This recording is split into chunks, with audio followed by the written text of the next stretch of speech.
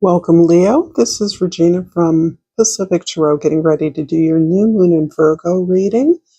On the 21st of this month, the new moon in Virgo will be the first of two. This is going to be just into Virgo, and it's focusing on the integration of your mind and your heart. Mercury rules Virgo, so this small, fast-moving planet has been key to our ability to translate our experiences during the recent and ongoing astrological significant changes occurring.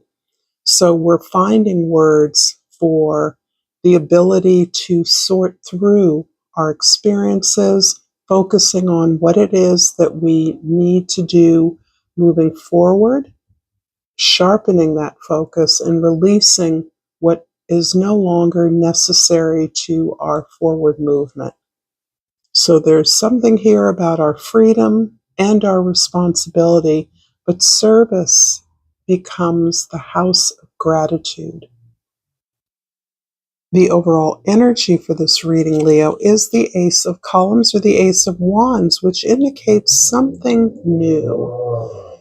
This feels like it could be a new job, a new source of income, particularly as the new moon is focusing on the house of values, possessions, money. Beautification, harmony, and balance are key here. So this can be your taking care of your home, your family, being responsible to your ethical values, your moral duties in executing those responsibilities. But it also indicates a new opportunity in some way that can certainly be about work, love, family, moving even. Underneath the deck is the Emperor. So this shows me that you have actually and are in the process of moving through a very deep lesson. The Emperor describes the process of letting go of trying to control things that you have no control over. That often relates specifically to other people, but obviously can relate to a myriad of forces and activities in the world that we cannot predict or even impact. And instead, you are taking ownership of your own reality, recognizing that your reality is a result of your efforts, your understanding, your responsibility, your focus, and that you are taking an active role in all experiences, recognizing your active role in all experiences that you are having. That includes hardships as well as the successes. I'm going to pull an animal, a flora and fauna of Africa, to get a little different guidance here. And I'm going to pull, I've got the Nile crocodile. And the key word here is self-awareness, which really lends itself quite nicely to this general new moon energy. Lay low and observe before attacking. Be aware of your emotions and how you project them. Balance your conscious and subconscious. This sounds really quite prescient for this new moon energy that we're in right now, where you really are looking for the words, the language, the presentation for the experiences that you are growing into, that you are moving forward into. So this is balancing that freedom and that responsibility.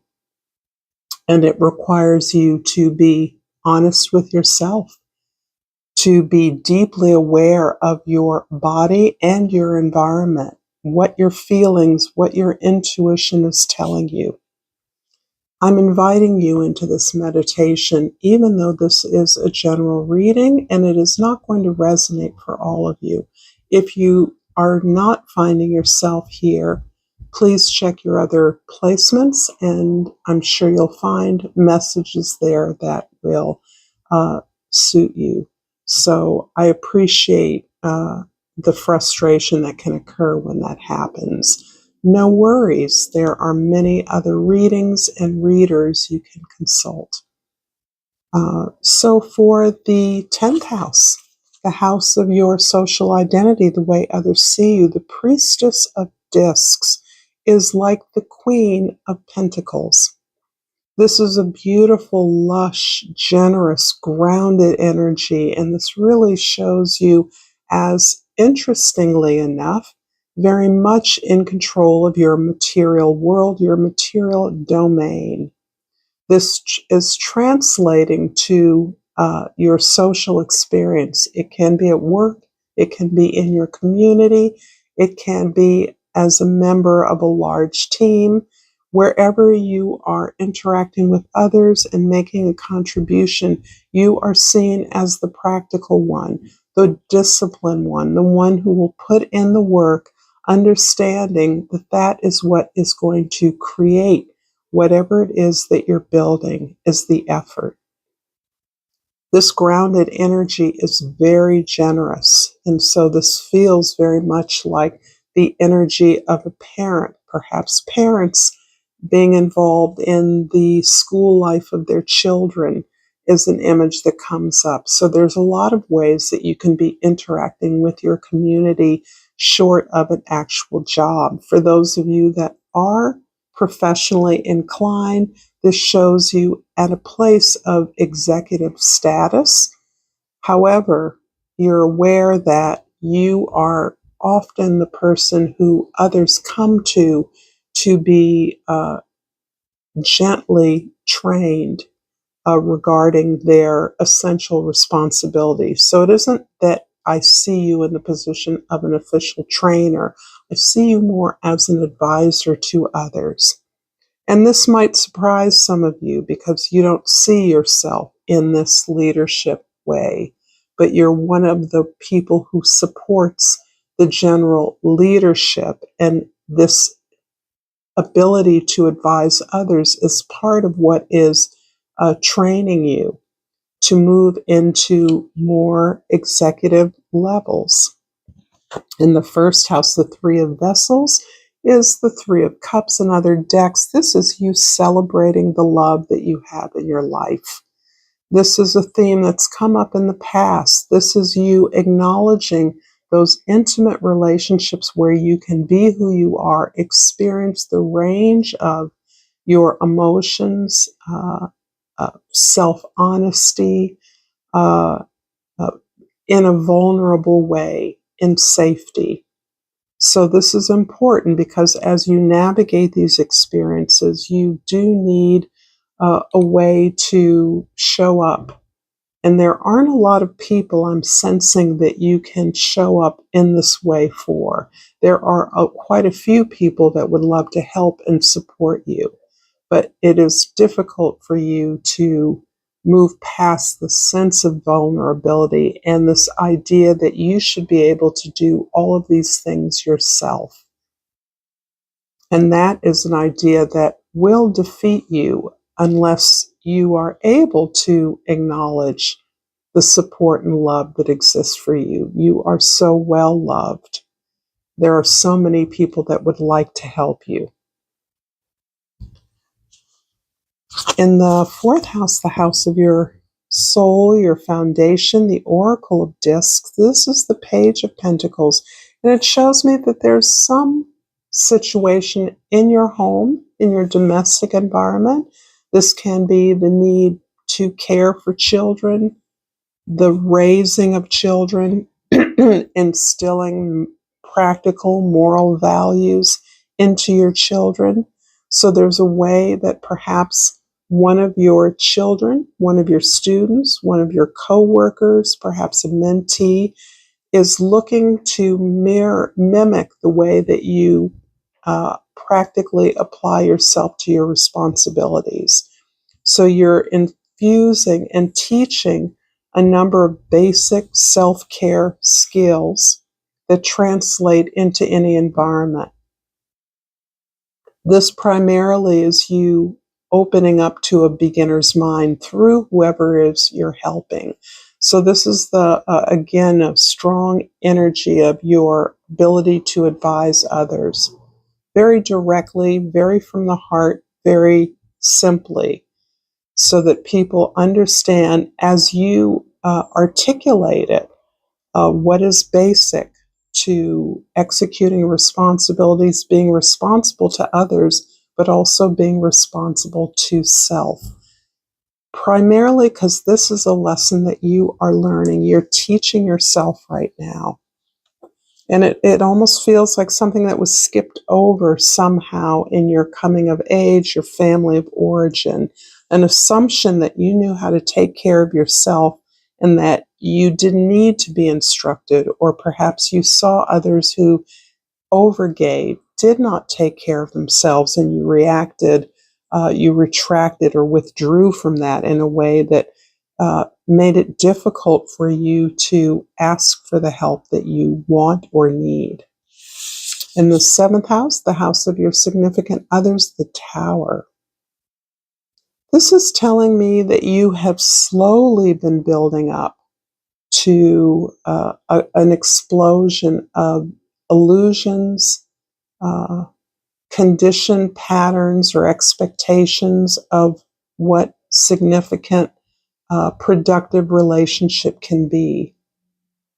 Somehow you've seen that crumble before your eyes, perhaps through the experience of others, certainly through your own experiences as well. What makes for a productive relationship of equals that you would want in your life? That's changing dramatically right now. I don't sense here any big explosion. I do sense that you may be encountering people that don't fit or did not fit, would not have fit into your ideal partner in the past. And however, your increasing exposure to social opportunities is shifting your mind, is shifting the way that you understand what's valuable, what's workable, what constitutes a relationship of equals. And I think the very idea of equality in relationships is one that you're still wrapping your head around in terms of what it means for you. If this reading is resonating for you, please like this video. Please subscribe to my channel, Pacific Tarot. I appreciate all of your comments, all of the support that you give me in growing my channel so that more people can be exposed to what I do.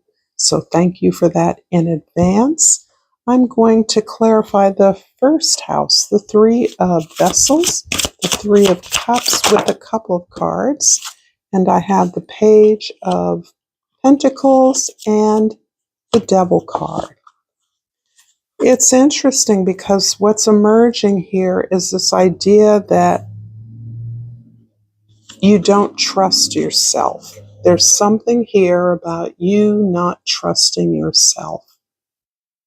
And perhaps this has to do with, because it's clarifying this idea that you have so much support around you.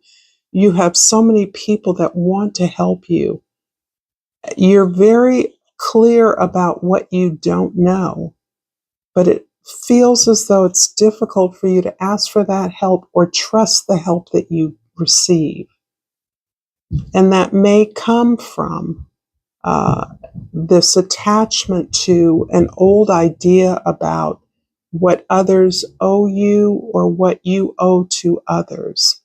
So that there's some image, some somewhat distorted image of perhaps what a partner should or could be based on a family system where there was a lot of unhealthy habits that were shared or were expressed or that you were impacted by growing up. So that there's something about the ideal of love that is scary to you or makes it difficult for you to recognize the valid love that you have in your life and to prioritize that, or at least put that on an equal footing with your dreams of love or a relationship that you're trying to understand better. It feels like there's something that has a hold on you. This can be the need to take care of a loved one, to being in a relationship. This is why I think of a parent or a family member that doesn't feel optional. It doesn't feel like you can easily walk away from, but that parent has unhealthy habits, and your ability to support them is perhaps blocking the other love in your life that feels more worthy of you. You feel like you've grown out of this kind of tyrannical love or somebody who feels overly controlling in your life. In the fourth house, the Oracle of Discs, this is a Queen of Pentacles, is clarified by, isn't it funny how you just, the Five of Swords and the Six of Cups. Okay, so you're making a real progression here. There is a lot of self-doubt that has been sown in, that you have internalized as a result of the expectations of others expecting you to be a certain way based on superficial qualities that you have no control over. This can be a wonderful advantage if you are particularly attractive, super smart, or some quality that most others covet or desire. However, the downside of that is that people think they know you without knowing you. And this is something I observe with beautiful people often, that there is so many expectations and projections that others impose upon them based on something that is so superficial, and that really ends up doubt, leading to a sense of self-doubt that I don't know who I am, or I can't be myself because it's going to disappoint others. And yet, the Six of Cups indicates there's a profound soul bond. There's a talent you have, a relationship that you're reconnecting with, particularly something from your past that really can help put you in a place where you remember the joy of being who you were. Some talent that you have is attached to you that makes it difficult for you to express that talent, that joy. And what comes to mind is someone who is outgoing and social and attractive, feeling ambivalent about performing in public or speaking in public because of the way that others see them in a certain narrow role. So there's something about your ability to live in your talent and purely enjoy it without your judgment or the judgment of others that goes back to a way in which others perceive you that feels limiting to you, that keeps you stuck. It's almost like a prison kind of feeling I have here, that you feel stuck in your own body. And I'm dying to know why that is. This is not an in-depth personal reading, and it's a little frustrating sometimes when these things begin to emerge. But maybe there is more. Let's continue. The Tower in the 7th house is clarified by something flipped over, but I'm not going to worry about it. Instead, take these bottom, top. Okay, here we have the Empress and the 7 of Wands. Yeah, there's again this feeling of limitation, holding people back. And it really does come. I'm sure you're not. It's different for each of you. What this Empress is describing is the sense of your own empowerment for being who you are, this ability to easily give love and receive love. And the 7 of Wands is saying, in order to activate the power that is in your heart, the desires that you are moving towards, it is important that you limit and set up clear boundaries with others. So it feels like these boundaries that are necessary are with regard to some very deep connections, intimate relationships, perhaps family members. And it is difficult to say no often. It also puts me in mind of the way in which family members' needs are changing. And you're trying to adapt to that. You're trying to be responsible to that. But you also have this desire to explore your own power, your own gifts, to give love in a way that is satisfying to you, and to find that recognition.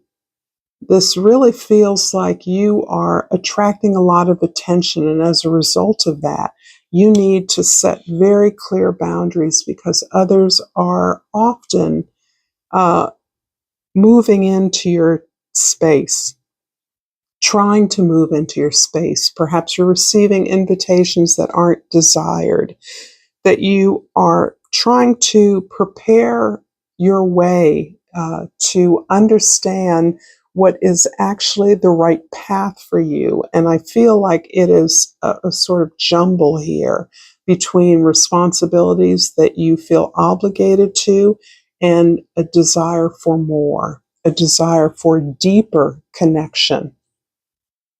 And in the 10th house, the Priestess of Discs, the Queen of Pentacles is clarified by the King of Swords and the Sun card.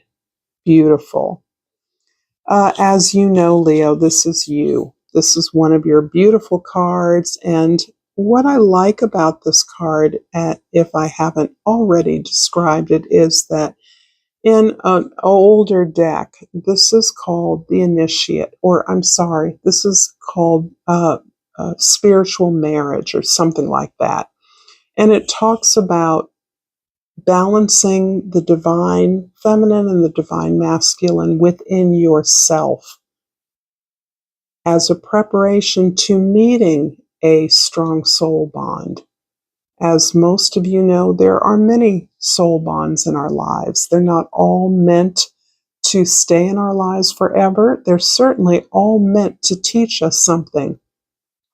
But we have so many romantic ideas about happily ever after and the perfect rescuer, the perfect romantic love that interfere with our work at balancing out those energies within us. This is you preparing for a deeper, more meaningful connection that will help you to move the work forward. And the King of Swords shows you to be, again, someone who is open to new ideas. You're reserving your judgments. You're being neutral in terms of facilitating all the responsibilities and services that are at your plate, that are laid at your feet right now. And I feel like there are some big responsibilities that are occluding what it is you desire. You're on a path of inner balance so that you can live your desires in a way that is authentic to you. And this has a lot to do with being happy, being connected, truly connected, being recognized, being seen for your value and worth, not hiding, not allowing others to distract you from what is most important to you and the gift you are to the world. I'm going to finish up this reading with a seed and sickle. And I've pulled for you the blackthorn. I think this came out for Aries. The blackthorn number 40 is reduces to number 4, which I do believe is underneath the deck here. This is about releasing control of other things, other people, the things we can't control, and really taking ownership over our own lives, our own realities, recognizing that we are responsible for our experience in this world. The blackthorn reads, you know where you're going. You've got a plan in place and everything feels like it's on course. But with the appearance of blackthorn comes icy hailstorms. Closely linked to Gaelic, goddess of winter, the blackthorn is a tree of strife that has a different idea of what's best for you. And unexpected changes coming your way, ready to interrupt even your best laid plans. Stay on your feet and be ready to act quickly. One wrong step will see you swept away, but if you're canny and heed this warning, you may still come out on top. Well, if you enjoyed this content, Leo, check out more content here. Thank you for your likes and subscribes. And until next time, namaste.